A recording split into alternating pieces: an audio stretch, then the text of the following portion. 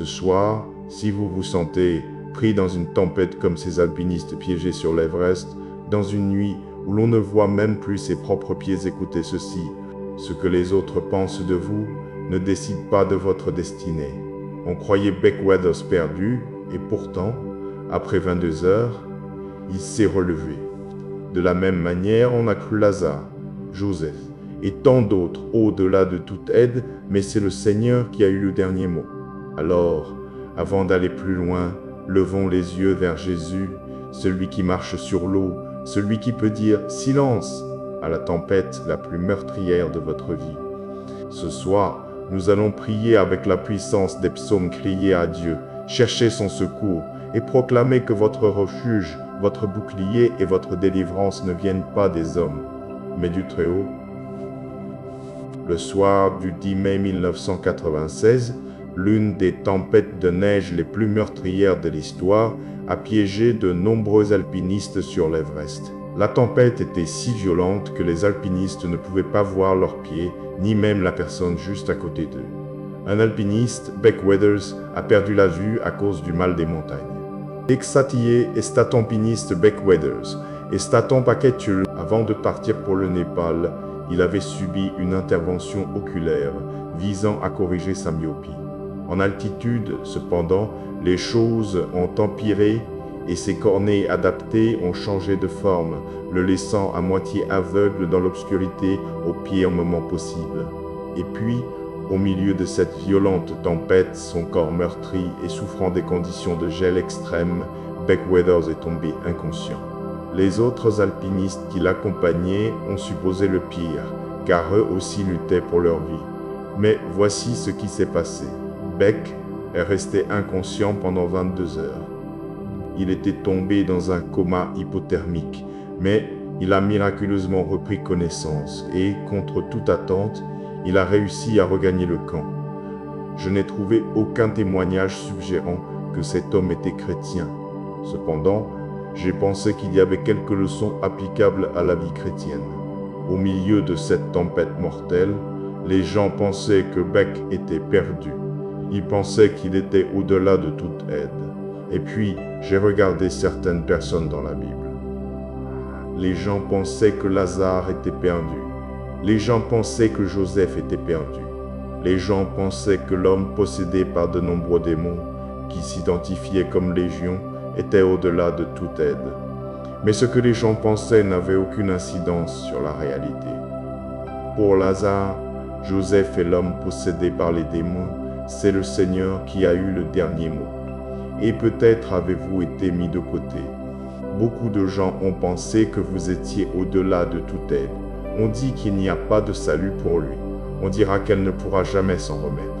Mais, cher ami, laissez-moi vous dire qu'il y a quelqu'un qui marche sur l'eau.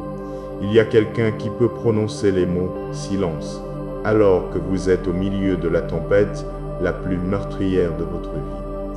L'histoire de Beck Weathers me rappelle de nombreux passages des psaumes où David demande constamment à Dieu de l'aide, du secours, de la délivrance. Nous ne sommes peut-être pas bloqués dans une situation de vie ou de mort face à un blizzard horrible sur l'Everest, mais nous faisons certainement face à nos propres batailles. Des batailles contre le découragement et le désespoir à cause de la situation dans laquelle nous nous trouvons. Des batailles pour notre famille, nos enfants ou notre mariage. Des batailles et des luttes contre les difficultés économiques. Mais dans votre combat, cher ami, priez les psaumes. Psaume chapitre 5-6, versets 1 à 7. Écoute, ô Éternel, et réponds-moi. Exauce-moi, car j'ai besoin de ton aide. Protège-moi, car je te suis dévoué. Sauve-moi, car je te sers et je me confie en toi. Tu es mon Dieu. Sois miséricordieux envers moi, ô Éternel, car je t'invoque constamment. Remplis-moi de joie, ô Éternel, car je me donne à toi. Seigneur, tu es si bon, si prompt à pardonner, si plein d'un amour inébranlable pour tous ceux qui te demandent de l'aide. Écoute attentivement ma prière, ô Éternel, entends mon cri urgent. Je t'appellerai chaque fois que je serai en difficulté et tu me répondras. Psaume chapitre 16, verset 1. Garde-moi en sécurité, ô Dieu, car je me suis réfugié en toi.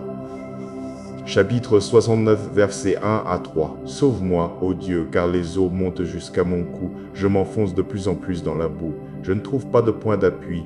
Je suis dans des eaux profondes et les inondations me submergent. Je suis épuisé d'avoir crié à l'aide. Ma gorge est desséchée. Mes yeux sont gonflés de larmes, attendant que mon Dieu m'aide. Psaume chapitre 69, versets 7 à 7. Mais je continue de te prier, Seigneur, espérant que cette fois, tu me montreras ta faveur dans ton amour inébranlable. Ô Dieu, réponds à ma prière par ton salut certain. Tire-moi de la boue. Ne me laisse pas m'enfoncer davantage. Sauve-moi de ceux qui me haïssent et tire-moi de ces eaux profondes. Ne laisse pas les inondations me submerger, ni les eaux profondes m'engloutir, ni le gouffre de la mort me dévorer.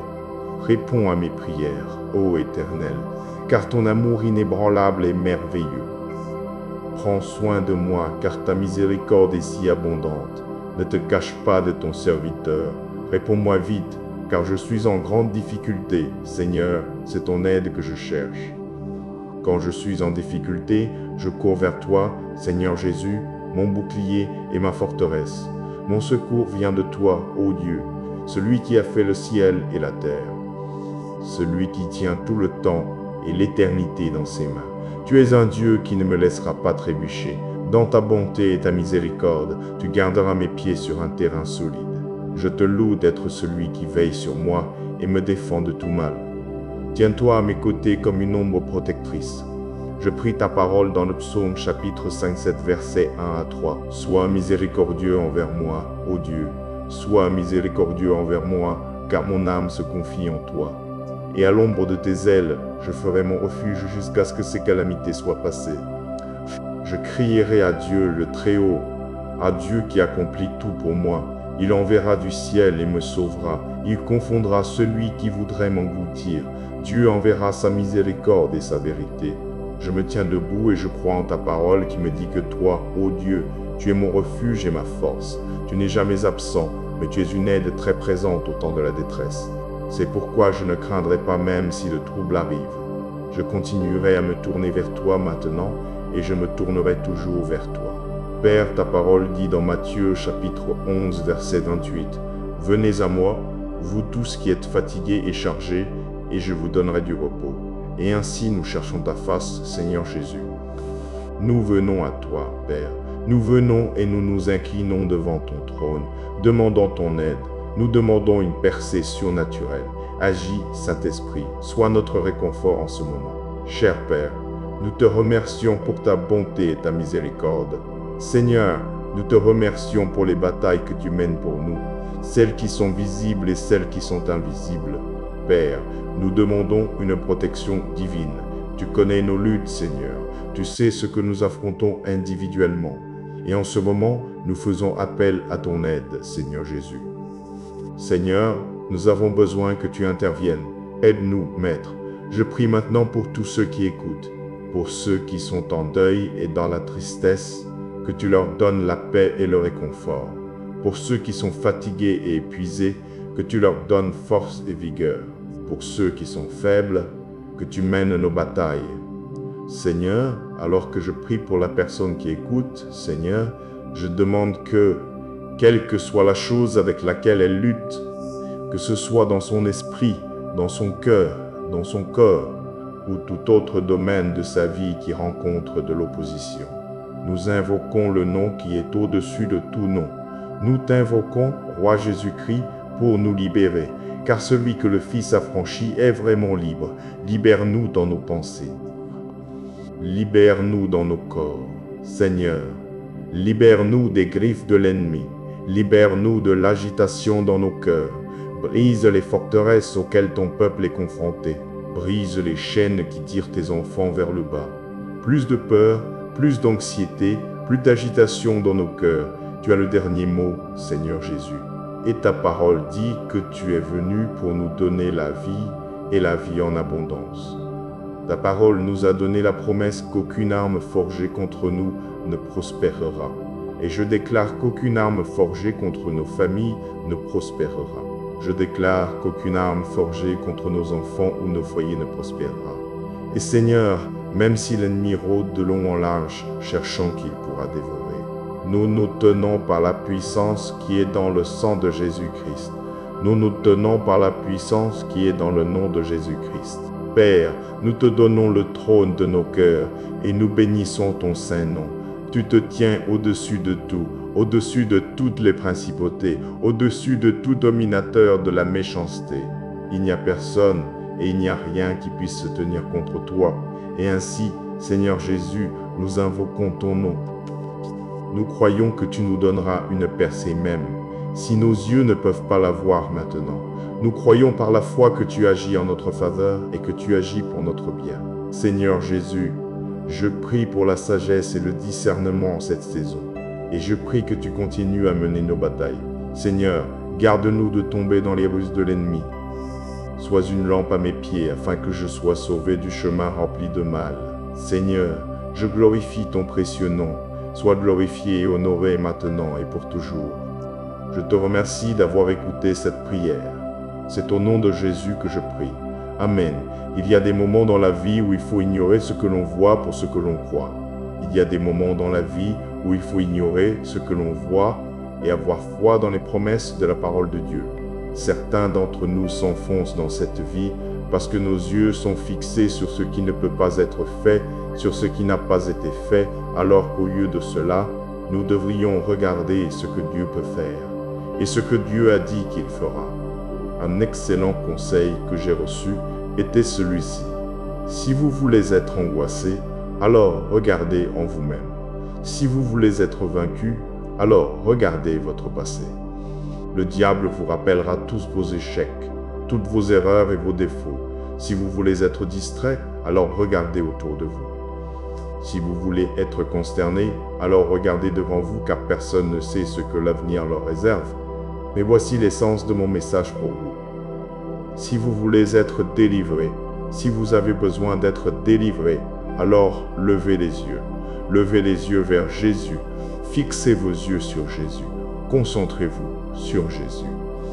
Comment se concentrer sur Dieu au lieu des obstacles de la vie? C'est une question valable.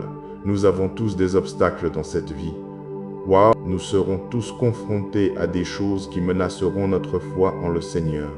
Nous rencontrerons une opposition qui pourrait paralyser de peur même les cœurs les plus courageux. Mais à maintes reprises dans la Bible, il nous est dit de ne pas nous inquiéter. Il nous est dit de ne pas craindre, de ne pas être consterné, de ne pas nous décourager, mais plutôt de regarder le Seigneur comme votre libérateur, regardez le Seigneur comme votre sauveur, regardez le Seigneur comme votre aide et votre source de force. Tout cela semble bien, mais comment le faire concrètement? Dans 2 Chroniques 16, il y a une histoire intéressante dont nous pouvons tous tirer des leçons. Il y avait un roi nommé Asa qui a initialement bien commencé sa marche avec Dieu.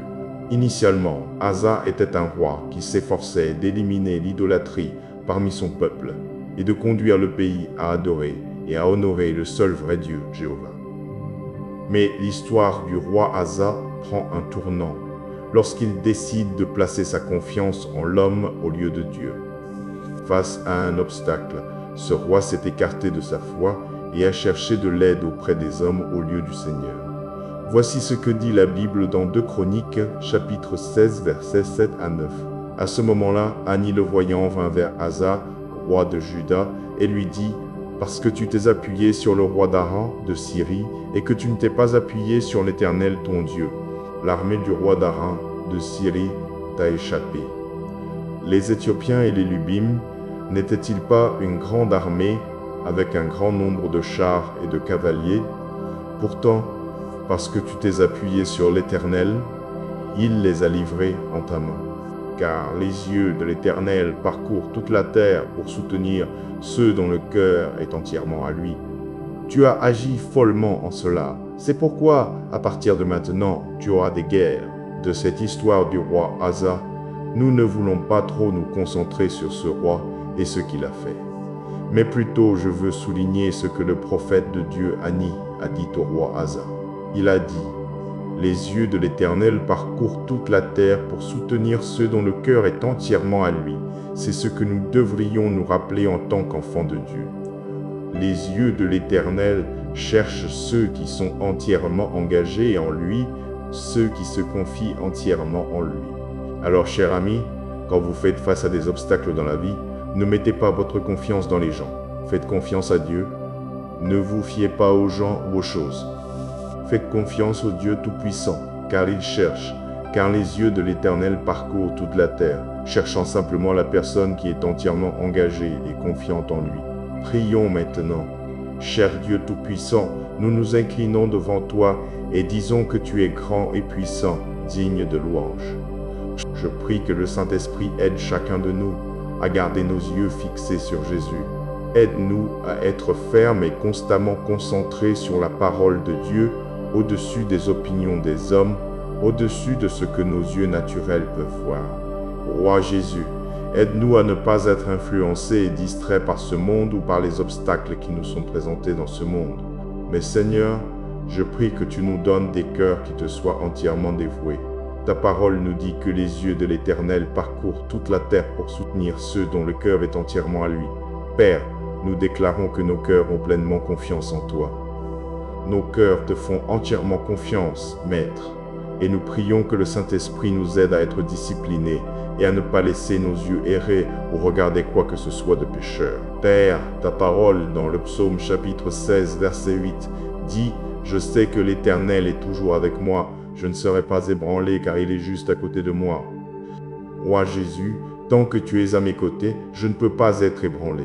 Alors nous prions que tu prennes les devants. Maître, fais ta volonté.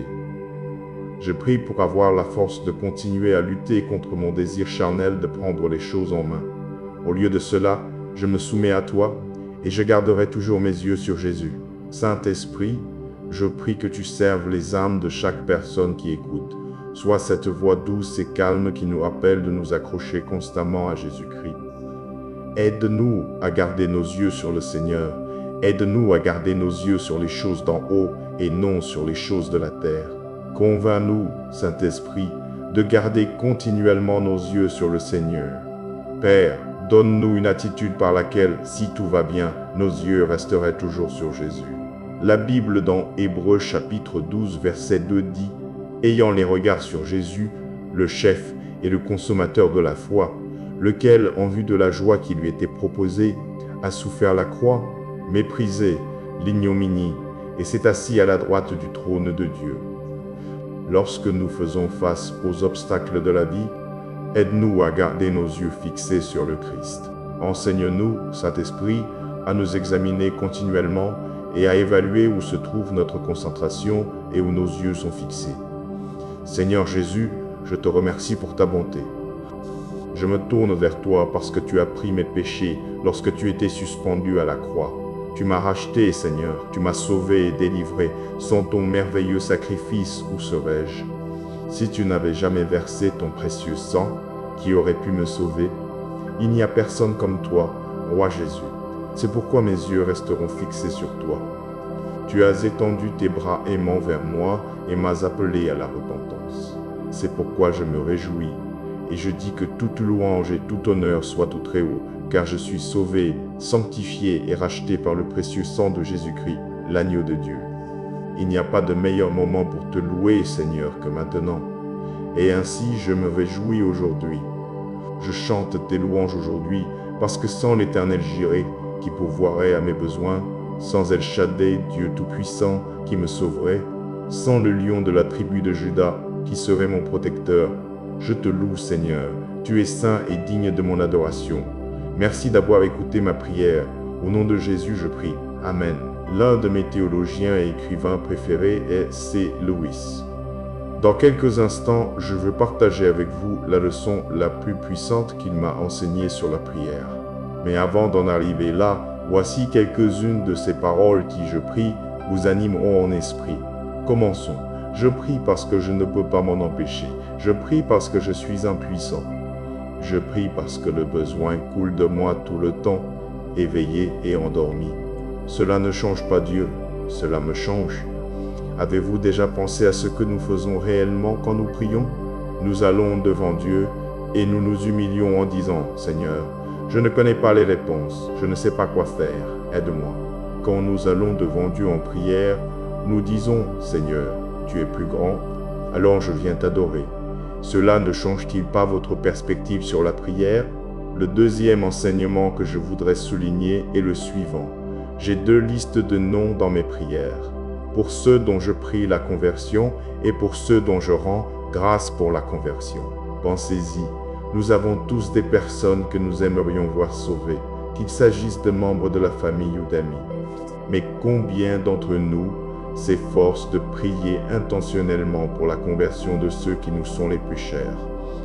Combien d'entre nous vont à Dieu et intercèdent pour le cœur de ceux qui ne sont pas encore venus à Christ?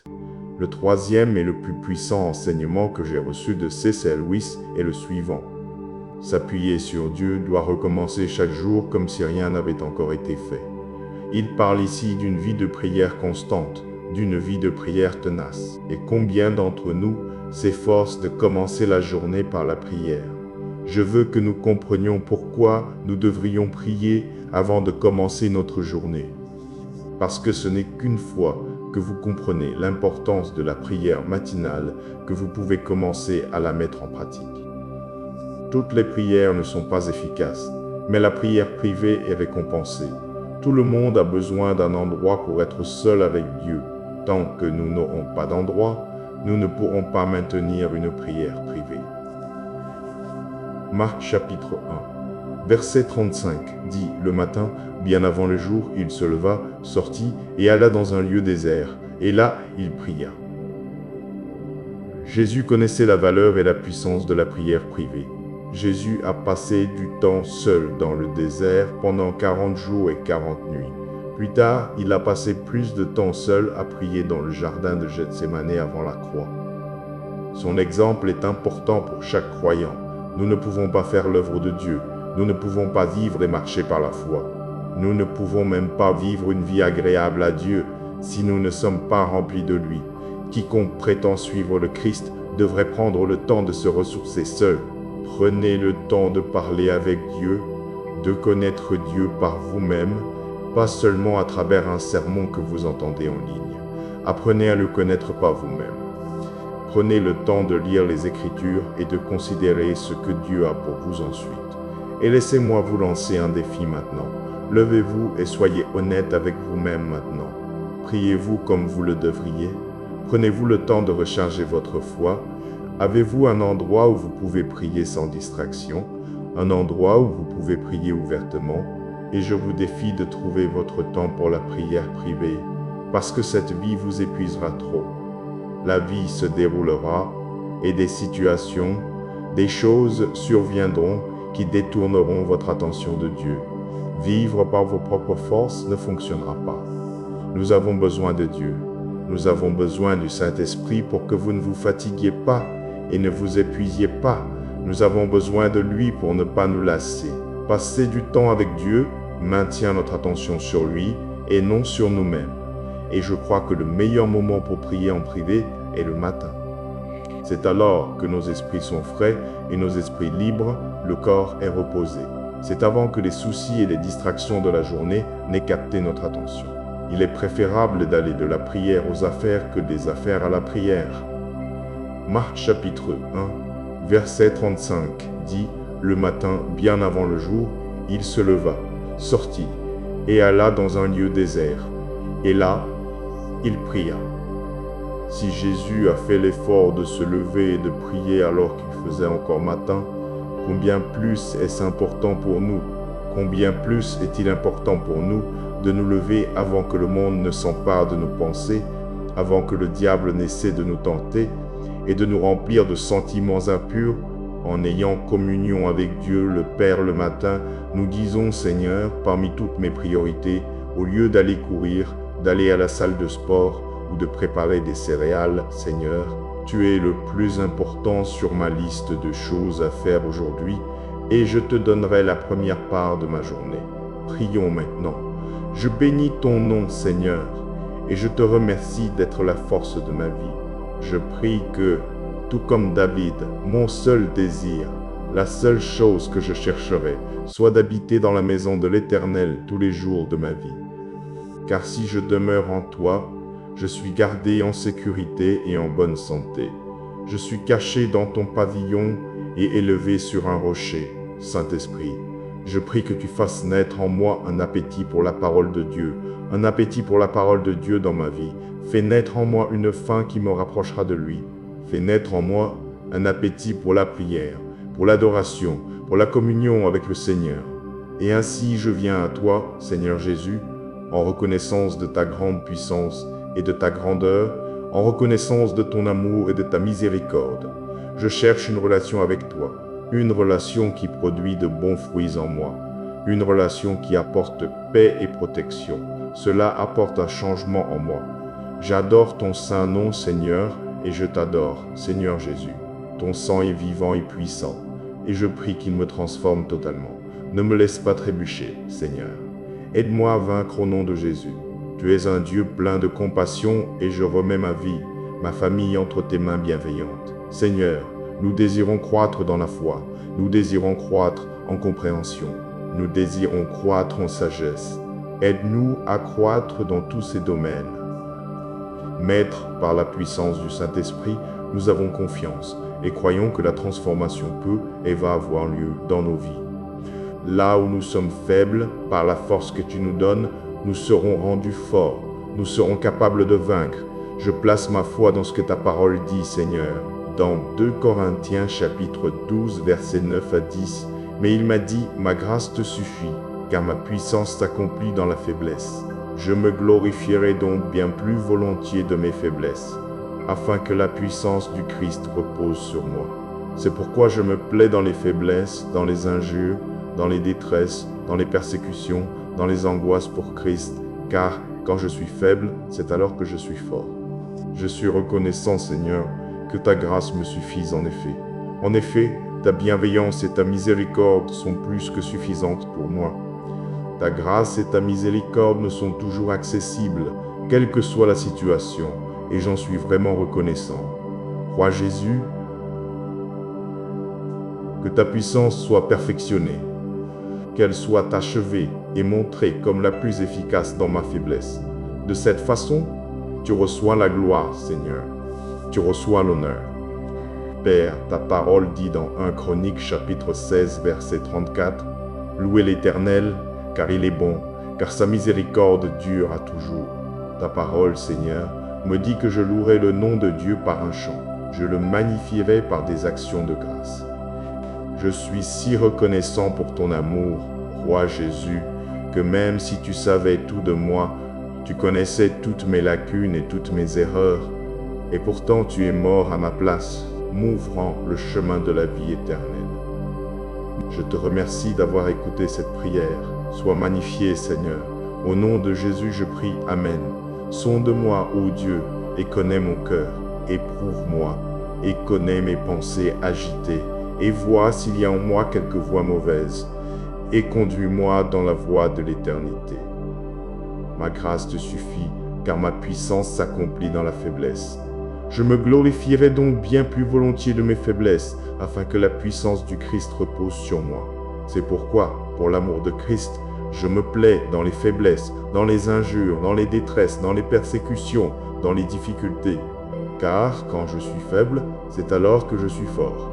L'Éternel est ma lumière et mon salut. De qui aurais-je peur?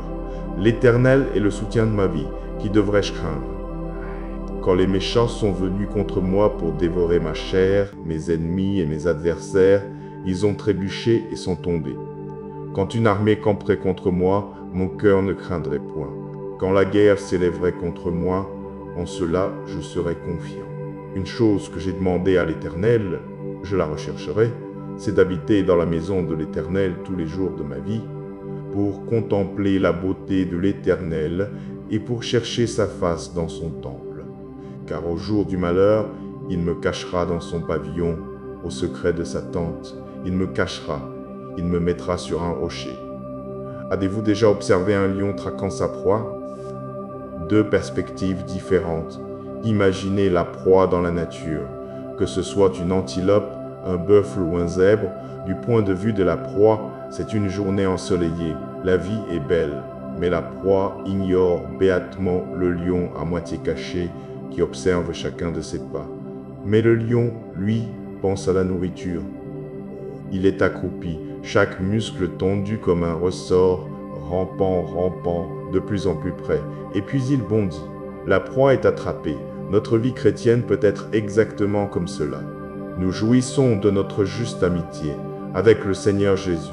Le ciel est bleu, le soleil est chaud, et soudain, une tentation surgit de nulle part, et nous tombons. Nous faisons quelque chose que nous ne voulons pas faire. Le péché gagne encore. Qu'est-ce qui n'a pas marché? En un sens, rien n'a mal tourné parce que c'est ainsi que sont les gens. Nous sommes dans un monde déchu et nous devons combattre la chair quotidiennement. La Bible dit que nous devons crucifier notre chair, pas de temps en temps, pas de temps à autre, mais nous devons la crucifier quotidiennement. Nous devons le faire parce que, même en tant que croyants, nous serons toujours de temps en temps attirés par ce qui est mal. Et la raison en est que même si nous sommes sauvés, nos corps ne sont que cela, des corps. Ils seront toujours attirés par le péché. Paul écrit à ce sujet dans Romains chapitres 6 et 7. En résumé, il dit qu'il y a une force étrange en nous. Quand nous voyons un choix entre le bien et le mal, cette force surgit. Une occasion de péché se présente et nous sommes poussés à faire ce qui est mal. Les disciples de Jésus le savaient. Prenez Pierre. La nuit où le Seigneur fut arrêté, Pierre se désorienta. Il se hâta à travers les rues sombres de Jérusalem et finit dans une cour près d'un feu, se réchauffant. Alors une jeune fille le mit au défi. Pierre regarda autour du feu. Il vit les gens du prêtre et les soldats. Il ressentit une envie de faire ce qui était mal. Et il le fit. Il renia Jésus 3 fois. 3 fois. Pierre, comment vas-tu renier le Seigneur Jésus? Tu étais avec lui quand il a fait des miracles. Tu étais avec lui quand il a guéri les malades. Il a marché sur l'eau et tu l'as vu. Tu l'as réveillé, tu l'as regardé parler à une tempête. Pierre, tu as vu de tes propres yeux la puissance du Fils de Dieu et tu as eu le culot de le renier 3 fois. Si Pierre pouvait tomber ainsi après avoir marché avec Jésus, alors ce que Paul dit a du sens. Il a dit dans le livre des Romains, « Je ne comprends pas ce que je fais, car je ne fais pas ce que je veux, mais je fais ce que je hais. » Quant à Pierre, quelques semaines plus tard, Jésus l'a pris à part et lui a demandé de paître mes brebis. Jésus a aidé Pierre à utiliser cette terrible défaillance comme un moyen de grandir, un moyen de s'améliorer, de prendre soin du troupeau, de diriger ouvertement le mouvement. Plus de capitulation face à cette tentation. Et il ne l'a pas fait. Des années plus tard, quand Pierre s'est vu offrir la même option, il est resté fidèle. Et pour cela, il a été crucifié la tête en bas et tué. Jésus nous purifie. Il nous aide à faire face à notre péché et à devenir plus justes. Dans Ésaïe chapitre 48, verset 17, la Bible dit « Ainsi parle l'Éternel, ton Rédempteur, le Saint d'Israël, moi, l'Éternel, ton Dieu, je t'instruis pour ton bien. Je te conduis dans la voie que tu dois suivre. » Chers amis, accrochons-nous à Jésus-Christ de toutes nos forces, car nous avons besoin de lui. Le diable est là, nous traquant, cherchant à tuer, dérober et détruire. Mais le Seigneur dirigera vos pas lorsque vous ferez confiance. Le Seigneur sera notre filet de sécurité et notre refuge. C'est la liberté glorieuse de la vie juste. Profitez-en. L'alternative du monde est un salaire trompeur. Je vous encourage à vous appuyer sur le Seigneur. Allons maintenant devant Dieu ensemble et en prière. Demandons-lui de nous aider à lui remettre les choses que nous ne pouvons pas contrôler. Ces choses dont nous devons nous tenir éloignés parce que Dieu est le Dieu qui combat pour nous. Notre cher Père céleste, Seigneur, nous te remercions pour ta grâce et nous te remercions pour tes miséricordes qui se renouvellent chaque matin. Seigneur Jésus, pour chaque ennemi qui vient contre nous, nous nous retirons et te demandons d'intervenir. Seigneur, pour tout et pour tous ceux qui s'opposent à nous, Roi Jésus, nous nous retirons et nous nous tenons sur ta parole qui dit dans Exode chapitre 15, verset 14, « L'Éternel combattra pour vous, et vous, tenez-vous tranquille. » Roi Jésus, aide-nous à être calmes et à te faire confiance. Seigneur, aide-nous à être calmes lorsque nous sommes confrontés à l'adversité. Aide-nous à être calmes lorsque nous sommes menacés par l'adversaire. Seigneur Jésus, combat pour nous. Bats-toi pour nous, ô Dieu. défends-nous. Nous ne sommes pas capables de nous battre nous-mêmes, mais Seigneur, nous savons que nous sommes sous ta garde. Et ainsi, maintenant, Seigneur, nous prions et demandons que le Saint-Esprit fortifie notre foi aujourd'hui. Qu'il nous rappelle que lorsque les problèmes de la vie commencent à nous submerger, nous avons un ami en Jésus. Quand nos problèmes sont nombreux et que nous avons besoin de soulagement, quand nous avons besoin de paix, je prie que le Saint-Esprit soit toujours si proche de nos cœurs et nous rappelle que nous avons un ami en Jésus. Nous avons un défenseur en Jésus. Je suis reconnaissant de ce que nous servions un Dieu vivant. Et tu es un Dieu plus que capable de porter nos fardeaux. Tu es capable de nous donner du repos. Et je sais que tu es le Dieu Tout-Puissant. Il n'y a rien de trop difficile dans nos vies pour que tu ne puisses pas y faire face. Tu déplaces encore des montagnes et tu fais encore tomber des murs. Tu peux fendre la mer et fermer la gueule des lions affamés. Dieu, il n'y a rien de trop grand pour toi, et pour cela, nous sommes reconnaissants. Père, je prie que tu nous donnes la force de nous lever chaque jour et de combattre avec nos louanges. Seigneur, que nous te transférions tout ce qui cherche à nous accabler. Je te loue, Père, car tu es le Dieu de l'impossible. Il n'y a rien de trop grand pour toi, aucun problème trop grand et aucun défi trop difficile pour que tu ne puisses le surmonter. Dieu, tu peux tout faire. Jérémie chapitre 32, versets 26 à 27. Alors la parole de l'Éternel vint à Jérémie. Je suis l'Éternel, le Dieu de toute chair.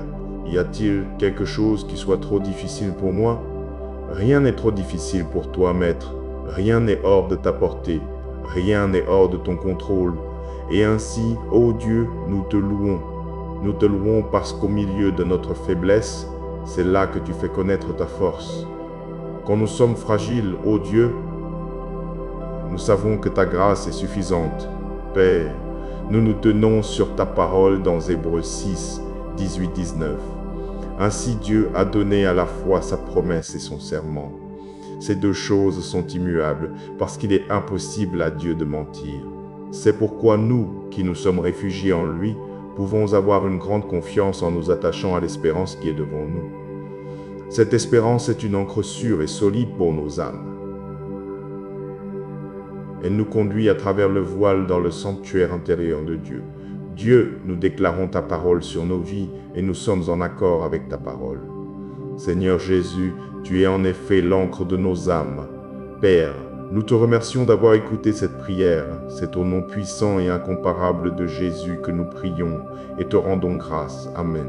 Éternel, défends-moi contre ceux qui me défendent. Combats ceux qui me combattent. Prends le bouclier et la targe. Lève-toi, viens à mon aide. Brandis la lance et le javelot contre ceux qui me poursuivent. Dis-moi, je suis ton salut. Que ceux qui cherchent ma vie soient honteux et confus. Que ceux qui méditent ma ruine, reculant dans la confusion, qu'ils soient comme la balle emportée par le vent, et que l'ange de l'Éternel les chasse. La Bible dit, « Ainsi parle l'Éternel, ton Rédempteur, le Saint d'Israël, moi, l'Éternel, ton Dieu, je t'instruis pour ton bien, je te conduis dans la voie que tu dois suivre. L'Éternel combattra pour vous. Vous avez seulement besoin de vous tenir tranquille. » Alors la parole de l'Éternel vint à Jérémie. « Je suis l'Éternel, le Dieu de toute chair. Y a-t-il quelque chose qui soit trop difficile pour moi? » Ainsi Dieu a donné à la fois sa promesse et son serment. Ces deux choses sont immuables parce qu'il est impossible à Dieu de mentir. C'est pourquoi nous, qui nous sommes réfugiés en lui, pouvons avoir une grande confiance en nous attachant à l'espérance qui est devant nous.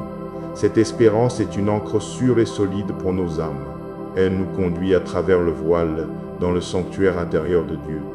Être un disciple de Jésus-Christ n'est pas facile. Être un vrai chrétien n'est pas facile. La Bible nous dit à plusieurs reprises qu'il y aura ceux qui se détourneront de la foi.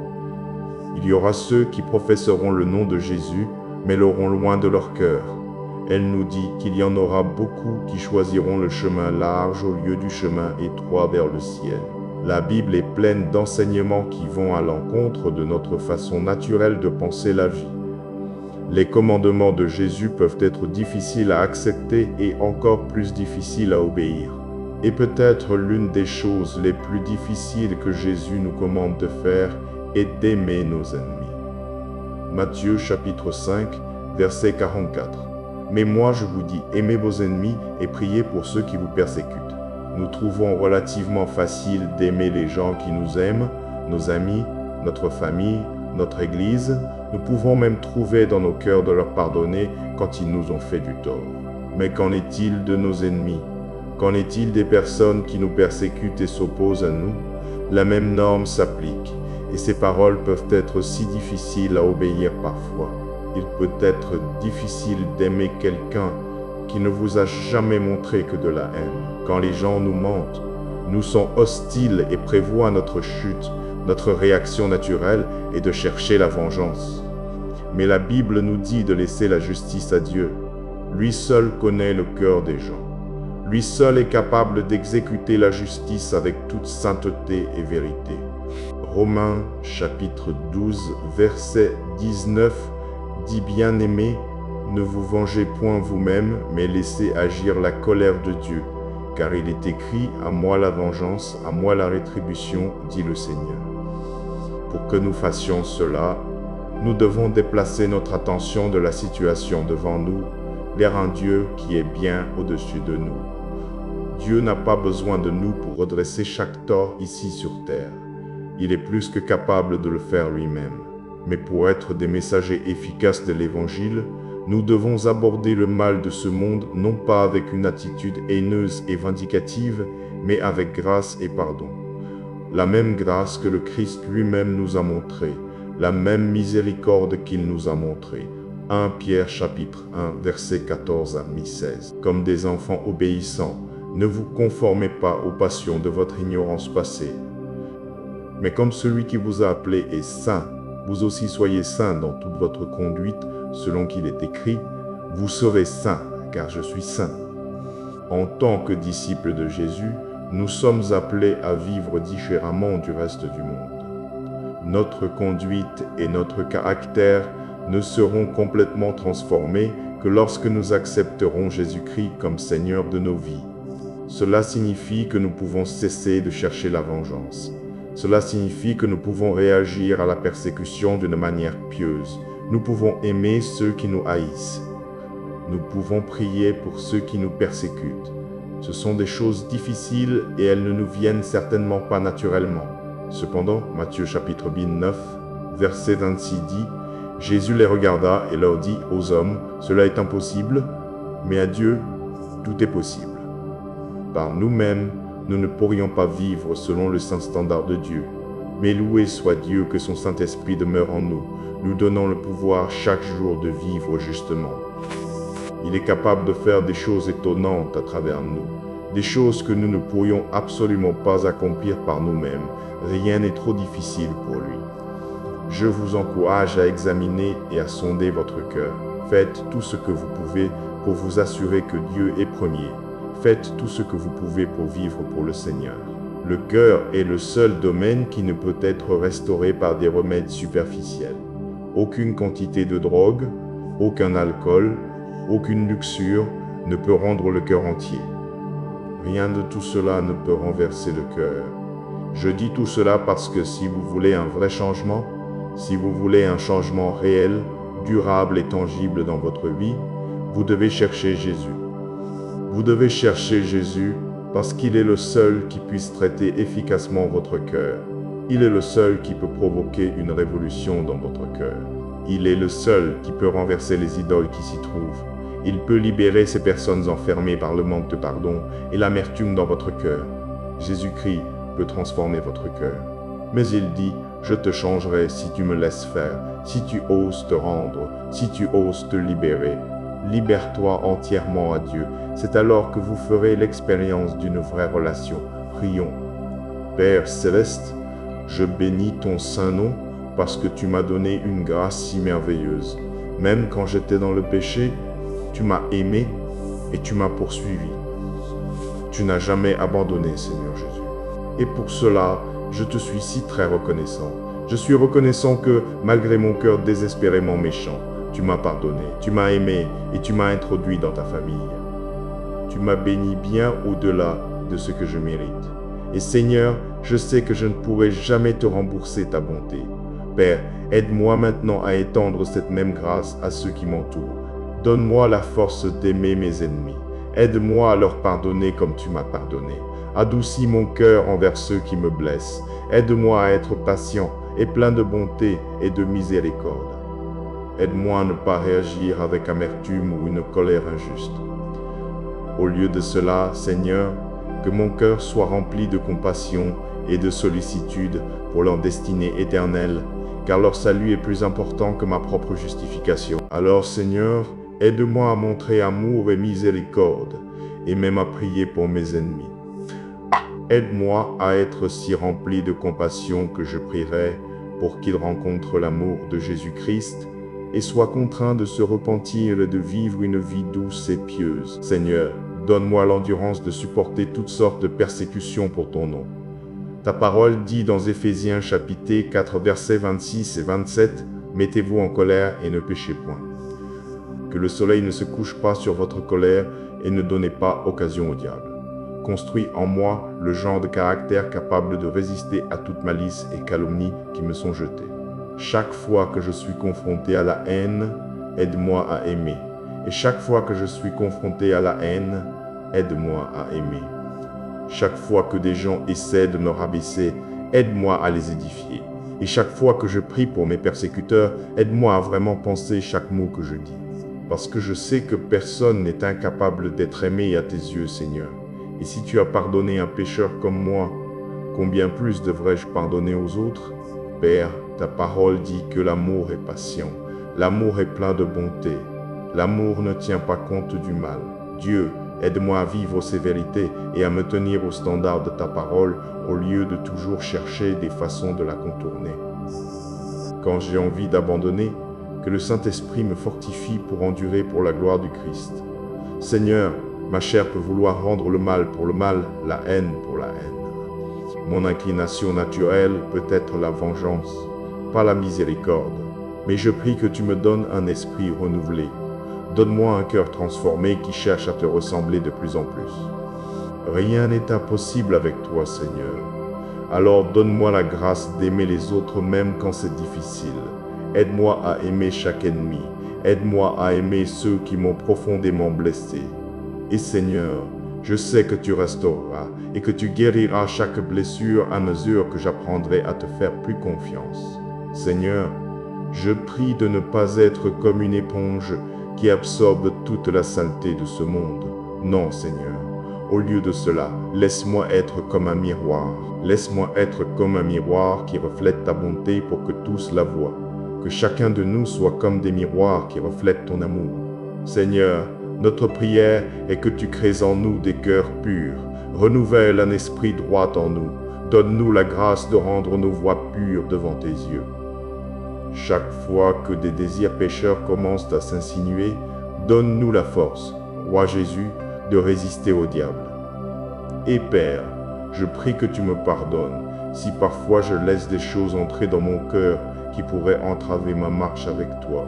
Et je sais que ces choses, elles ne feraient que me détruire physiquement, spirituellement, émotionnellement si je continue de m'y accrocher.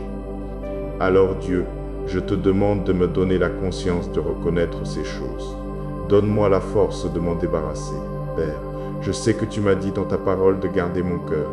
Et ainsi, Seigneur, je demande que le Saint-Esprit me parle et m'aide à être le gardien de mon cœur. Seigneur, aide-moi à ne laisser rien entrer sauf ce qui est pieux, ce qui est pur, ce qui est agréable à tes yeux. Tout cela, je le demande au nom de Jésus. Amen. Mais moi, je vous dis, aimez vos ennemis et priez pour ceux qui vous persécutent. Bien-aimés, ne vous vengez point vous-même, mais laissez agir la colère de Dieu. Car il est écrit, « À moi la vengeance, à moi la rétribution, dit le Seigneur. » Comme des enfants obéissants, ne vous conformez pas aux passions de votre ignorance passée.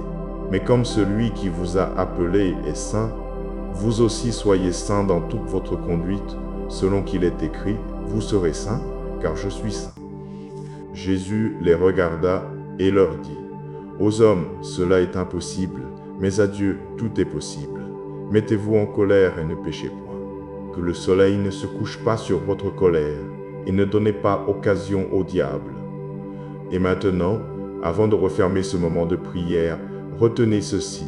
Ce que les hommes pensent n'a aucun pouvoir sur ce que Dieu a décidé. On a cru Beck Weathers au-delà de toute aide. Pourtant, il s'est relevé.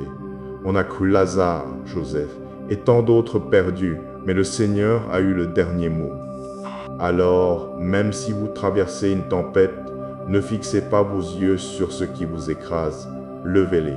Levez-les vers Jésus, celui qui marche sur l'eau, celui qui dit « Silence » au chaos, celui dont la grâce suffit quand vous vous sentez faible. Que cette vérité vous accompagne. Les yeux de l'Éternel parcourent toute la terre pour soutenir ceux dont le cœur est entièrement à lui. Restez ancrés dans sa parole. Priez encore. Cherchez-le encore et partez avec cette paix. Dieu combat pour vous. Dieu vous garde. Dieu vous relèvera. Au nom puissant de Jésus-Christ. Amen.